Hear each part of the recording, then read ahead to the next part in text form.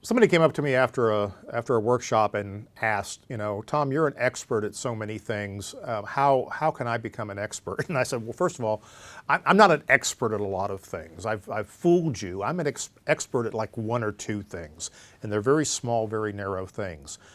But that's what you need to understand about being an expert. Somebody who knows everything is not an expert. Okay, they're a know-it-all. Most experts know one thing and they know it very, very well, and they let that expertise spread over into everything else. Let me give you an example.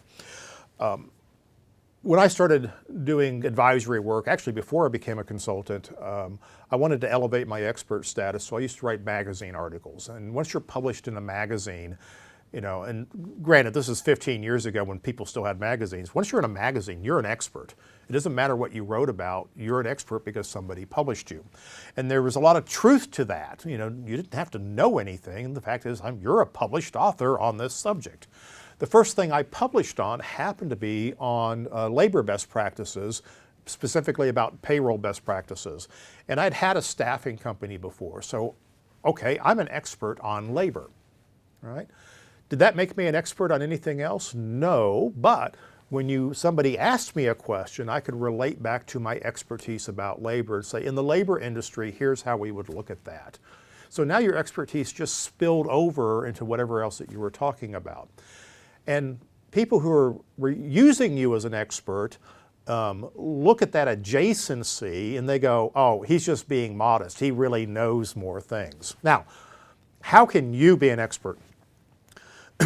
You're an expert in something. You may not know what it is. Ask your friends, ask your family, ask your colleagues, what would they come to you for? If they need a piece of advice and they came to you, what would they be asking?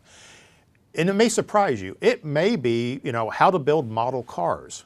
All right, fine. You're an expert in building model cars. What's that have to do with business? Nothing on the surface, but you can connect your expertise to just about everything. Building model cars, which I did as a kid, but not as an adult, you have to have a steady hand, and you have to follow detail, you have to be meticulous, you can't rush. Does that translate into what you do for a living? Yeah, I bet it probably does. So let's think a little bit more broadly about what expertise is so that you can develop your expert status and work it into your conversation, work it into your personal brand, work it into your sales persona about what you're an expert about. And you'd be surprised how well it allows you to relate to your customers and your colleagues when you're trying to get your point across. So I thought it was a great question. It was a great conversation. I just wanted to share that one with you.